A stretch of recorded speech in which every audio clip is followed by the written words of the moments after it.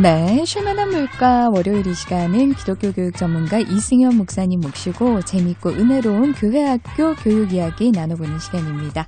목사님 안녕하세요. 네, 안녕하세요. 반갑습니다. 네, 자 오늘은 쉽게 배우는 기독교 교육 23번째 시간이네요. 와, 그동안 준비하시느라고 매주 고생이 많으신데 네. 오늘은 어떤 주제로 말씀을 나눠볼까요? 예, 지금까지 이제 교육과정 커리큘럼에 대한 내용을 살펴보고 있는데요. 오늘은 이제 그 중에서도 제3의 길, 영의 커리큘럼에 대해서 알아보겠습니다. 영의 커리큘럼요? 네. 네. 기대가 됩니다. 이게 어떤 의미인지. 그런데 먼저 지금 정부에서의 지침 얘기를 안 할 수가 없어요. 네. 지난주에 우리가 성경학교를 어떻게든 이어가야 한다. 환경과 상황이 어렵지만 그래도 이어가야 된다. 이런 이야기를 했었고 히든 커리큘럼을 활용해야 된다. 이런 얘기를 나눴지 않습니까? 네. 그런데 지난 10일부터 정부에서 교회 공식적인 모임 외에 소모임이나 수련회 이런 모든 모임들을 금지한다. 이런 발표가 있었습니다. 그래서 각 교회마다 한창 여름 행사 준비하고 있는데 이게 네. 또 뭔 난리인가라고 생각을 했을 것 같아요. 어떻습니까 지금? 솔직히 이미 여름 행사를 전면 취소한 교회가 많이 있기 때문에 크게 타격이 되었다고는 생각하지 않습니다. 대다수의 교회가 코로나19 사태 때문에 교회 내에서 불미스러운 일이 발생하면 안 되잖아요. 네. 그러니까 모든 일들에 사실 선제적인 조치를 모두 취해 왔으니까요. 크게 타격이 된다. 그건 아닌데 다만 안타까운 것은 안전하게 진행할 수 있는 모임까지도 활동까지도 제한을 받게 되었다. 이게 문제인 거죠, 사실은요. 그렇죠. 예. 네. 그러면서 이제 많은 교회가 눈치를 보다가 그러면 이번 여름은 여름 행사 다 접어야 하는 것인가?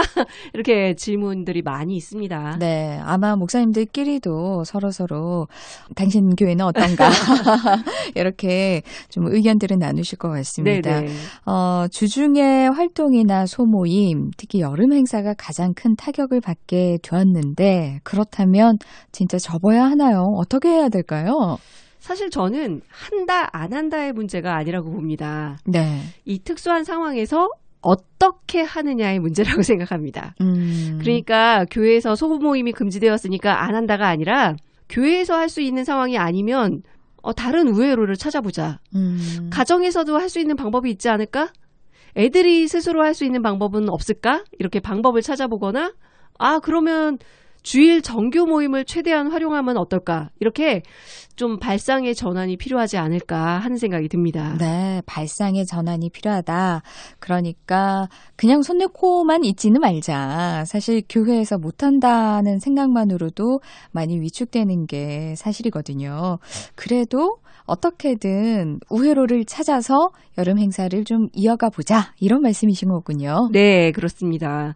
여름 행사를 비롯해서 우리 다음 세대에게 신앙교육하는 일은 그 어떤 일보다도 중요한 교회의 사명 중에 하나입니다. 네. 이 일을 쉽게 접었다 폈다 그럴 일은 아니라고 생각해요. 그렇죠. 환경 여건이 좋지 않은 것은 사실이지만 그렇다고 손 놓을 수는 없습니다.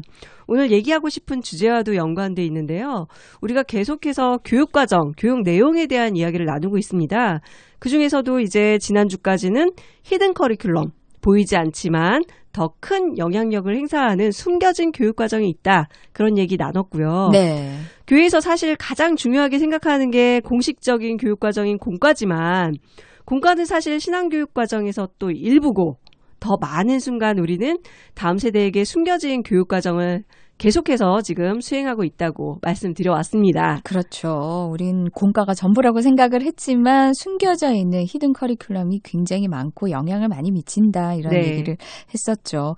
교회에서 공과를 하지 못하면 신앙교육이 중단된다.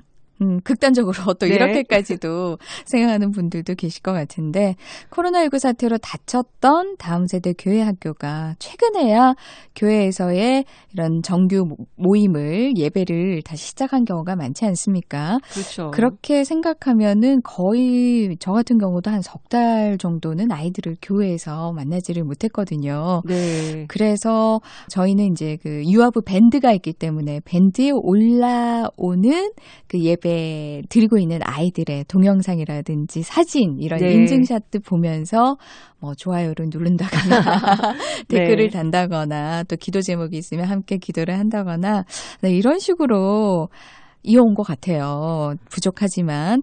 그래서 특별히 교육적인 뭔가를 제공해 주지는 못했는데 그게 참 미안하고 좀 아쉽다는 생각이 듭니다. 아유, 그래도 아이들과 꾸준히 연락을 이어오고 밴드를 활용해가지고 컨택한다는 것, 그렇죠. 접촉한다는 것. 이것만으로도 정말 좋은 선생님이십니다. 아이고, 감사합니다. 예, 애들도 다시 만나서 선생님 얼굴 보고 정말 기뻤을 것 같아요. 너무 반갑더라고요. 그죠. 네네. 잃었던 아이를 찾은 것 같은. 예, 애들과 이렇게 인격적인 만남을 이어가는 게 중요한 히든 커리큘럼이죠. 네. 우리가 몇 주 계속 뭐 히든 커리큘럼 뭐 얘기했지만 우리 다음 세대를 둘러싸고 있는 환경 전체가 말을 걸어오는 가르치는 주체라는 거잖아요. 그렇죠. 그래서 교회 공동체 전체가 신앙교육에 관심을 갖는 교육 목회적인 접근도 필요하고 또 직접적인 가르침과 함께 물리적인 환경, 배경이 되는 이 네. 모든 것 안에 말씀이나 신앙적인 것들이 포함되게 하는 거 그리고 가장 중요한 건 사람이 곧 환경이다. 아, 그럼요. 네, 따뜻한 시선, 관심, 사랑의 표현 이게 가장 큰 가르침의 내용이 된다는 얘기를 지난주까지 나눴어요. 네. 그 중심에는 이 사랑 많으신 선생님, 네. 선생님이 모습이 진짜 따뜻한 모습이 1순위라고 저는 생각합니다. 네, 그래요. 저도 오랜만에 아이들이 오니까 너무 예쁘고 귀여워서 막 안아주니까 그날 저녁에 몸은 좀 뻐근하고 힘들더라고요. 오랜만에. 네. 그렇지만 정말 아이들을 보는 것만으로도 힐링 그 자체였는데 네. 말씀하신 것처럼 히든 커리큘럼이 막 어떤 인위적인 노력이 아니더라도 사랑해주는 것만으로도 좋은 교사다 이런 네. 얘기를 하셨기 때문에 그 이야기에 자신감을 갖고 네. 계속해서 아이들을 더 많이 안아주고 사랑하고 또 더 많이 기도해야겠다 이런 생각이 듭니다. 예, 그레이트. 감사해요. 칭찬 도장을 드리고 싶습니다. 주세요.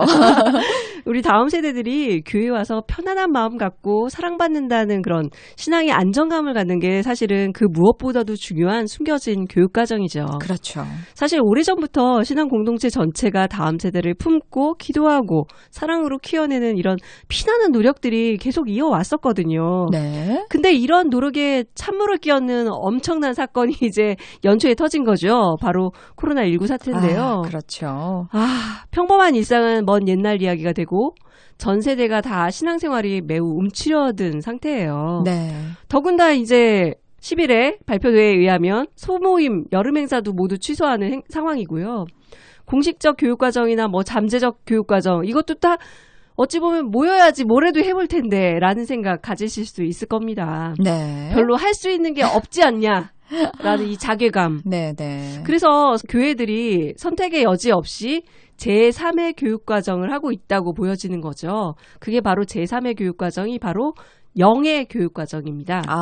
그래서 처음에 얘기하셨던 그 영의 교육과정이 지금 이제 본격적으로 얘기가 될 것 같은데 영의 교육과정이면 영이 제로니까 네.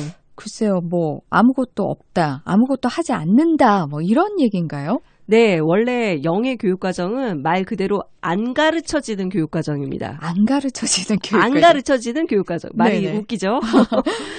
의도적으로 가르치지 않는 거, 그것도 의도가 있다는 거죠. 네. 교육과정이라는 말입니다. 예를 들어서 우리는 교회에서 의도적으로 타 종교에 대해서는 잘 안 가르쳐요. 그렇죠. 예, 신앙과 성경에 대해서 가르치는 것만으로도 시간이 너무나 부족하기 때문에 타 종교에 대한 얘기를 별로 언급하거나 가르치거나 하지 않는다는 거죠. 네. 이것처럼 의도적으로 교육과정에서 빼버리는 거를 영의 교육과정이라고 말합니다. 의도적으로 빼버리는 교육과정이 영의 교육과정이다. 그러면 일부러 의도를 가지고 안 가르치는 거라고 볼 수가 있겠네요. 네. 그런데 안 가르쳐지는 게 일종의 교육의 형태가 될 수 있나요? 교육과정이 될 수 있나요? 될 수 있습니다. 그래요? 가르쳐지지 않기 때문에 오히려 더 잘 가르쳐지는 게 많습니다. 만약에 뭘 안 가르쳐줬어요. 타 종교에 대해서나 뭐. 왜 선생님이 그 내용에 대해서 안 가르쳐주지? 별로 중요하지 않기 때문에 그렇구나.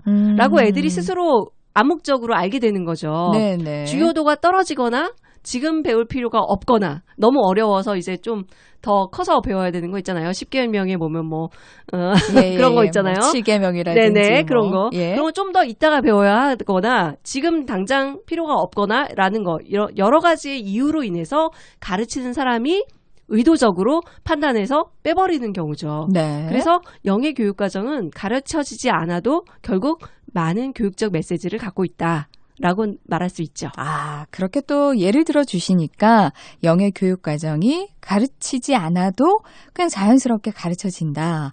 그 의미를 좀 알 수 있을 것 같네요. 네. 근데 현재 많은 교회가 코로나19 사태라는 이 상황 때문에 굳이 의도한 건 아니지만 네.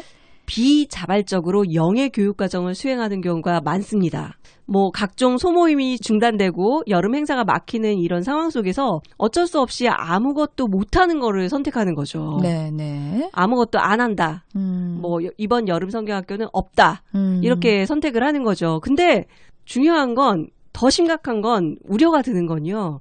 영예 교육과정은 그런 상황 속에서도 여전히 가르쳐진다는 거예요. 네네. 이런 한계 상황 속에서 교회가 어른들이 아무것도 안 하고 손 놓고 있다. 그러면 이게 가르쳐지는 거예요. 네네. 그 모습 그대로. 고스란히 우리 아이들이 그 모습을 보고 영예 교육과정으로 그걸 학습하게 되는 거죠. 그게 더 무서운 거예요, 사실은. 그러네요. 예. 네. 아무것도 가르치지 않는 것 같지만 그걸로 이미 가르치고 있는 중인 거예요. 예를 들면 우리가 온라인 예배 많이 드렸잖아요. 네네. 그 온라인 예배를 드리는 과정 중에서 어떤 집은 온라인 예배를 드리니까 아예 예배를 안 드리는 집도 생기게 되고, 물론 열심히 하면 좋겠지만, 네네. 네. 그리고 어떤 집은 온라인 예배다 보니까 좀 소홀하게 되기도 하겠죠. 그럼 네. 그 모습을 우리 아이들이 보는 거예요. 그래서 아, 우리 부모님은 코로나 때문에 교회에 못 가게 되니까 더 좋아하네. 온라인 예배라고 잠옷바람에 하품하면서 졸면서 예배드리네? 이게 다 교육이 되는 거죠. 네네. 우리는 공과도 못하고 선생님도 못 만나고 그러는데 우리 신앙교육엔 관심이 없네? 이런 거. 그러면은 신앙이 그다지 중요하지 않은 건가? 상황에 따라서 뭐 그냥 바뀔 그렇죠. 수 있고 생략될 수 있는 건가? 뭐 이렇게 그렇죠. 생각할 수도 있겠네요. 이런 문제 앞에서 신앙생활에 대한 걱정보다 돈 걱정을 우리 부모님이 더 많이 하시네? 네. 그런 거 보니까 신앙보다 돈이 먼저 아니야? 이렇게 안 가르쳐져서 가르쳐지는 게 더 많다는 거죠. 네, 그래요. 아, 정말 이 신앙의 게으름을 부모님들이 오히려 코로나로 뒤집어 씌워서 그렇죠. 합리화하는 그런 경향도 그렇죠. 없지 않아 있었던 것 같아요. 온라인 예배에 익숙해지면서 예배에 대해서 아이들에게 좀 더 잘 가르치지 못했던, 좋은 모습을 보이지 못했던 부분들, 그런 부분들이 있었던 것 같아서 참 많이 반성이 되기도 합니다. 네. 우리가 우리 자녀 앞에서 뭐라고 얘기하고 뭘 관심 갖고 사는가 하는 게 정말 많이 가르쳐지는 내용이 된다고 생각하니까 정말 무섭기도 하고요. 네. 게다가 신앙교육에 무심했던 우리 어른들의 모습이 그대로 가르쳐진다는 게 나중에 가서 후회해봐야 소용이 없다. 그렇죠. 그래서 이게 참 중요한 일이네요. 그렇죠. 그래서 저도 저희 아이들에게 신앙적인 가치관으로 사는 모습을 보여주려고 늘 노력하지만 정말 쉽지 않습니다. 아, 쉽지 않죠. 뭐 입에서 튀어나오는 말은 공부해라, 게임하지 마라, TV 좀 그만 봐라, 언제 공부할 거니 뭐 네. 이런 얘기잖아요. 그런 얘기는 많이 하지만 신앙생활에 대해서, 성경에 대해서, 살아가는 삶의 가치관에 대해서 그런 얘기는 정말 나누거나 보여주는 게 참 부족하거든요. 그렇죠. 특히나 이런 비상시국에 손 놓고 있으면, 아무것도 안 하면 그 모습 그대로 가르쳐지기 때문에 우리는 뭐라도 해야 한다. 네. 비록 교회에 모일 수 없지만 가정에서의 신앙교육은 더욱 빛을 발할 수 있기 때문에 이번 여름 행사는 가정에서라도 할 수 있게 도와줘야 된다. 네네. 예, 정말 간절하게 이 연사 외치는 바입니다. 네. 그래서 가정에서 열심히 활동한 모습 뭐 이런 거 동영상이나 사진으로 받아가지고요. 서로 나누면서 서로 힘을 낼 수 있게, 격려할 수 있게 도와주시고 이러면서 서로 공유하면서 이게 시너지가 나는 거거든요. 네네. 아, 저 집은 저렇게 열심히 하는데 우리도 열심히 해야지. 그럼요. 이런 게 굉장히 자극이 되거든요. 네네. 그래서 어떻게든 우회로를 찾아서 아이들에게 영의 교육과정이 되지 않도록 우리의 신앙이, 그래서 이번 여름에 정말 풍성한 말씀의 잔치, 알찬 교육과정이 될 수 있기를 참 간절히 바랍니다. 네, 그래요. 여러 가지 환경적인 상황 때문에 그냥 올해는 어쩔 수 없지 이렇게 넘어가는 경우가 많은데 그렇게 되면은 아이들도 해마다 이맘때면은 수련회 같은 거 했던 것 같은데 왜 이번엔 없지 하고 그게 교육이 된다는 거잖아요. 그렇죠. 그러니까 어떤 형태로든 가정에서든 예배 시간이든 어쨌든 아이들의 신앙 교육을 위해서 좀 많이 연구하고 또 네. 기도로 준비를 해야 되지 않을까 싶습니다. 네. 지금까지 기독교 교육 전문가 이승현 목사님이었습니다. 고맙습니다.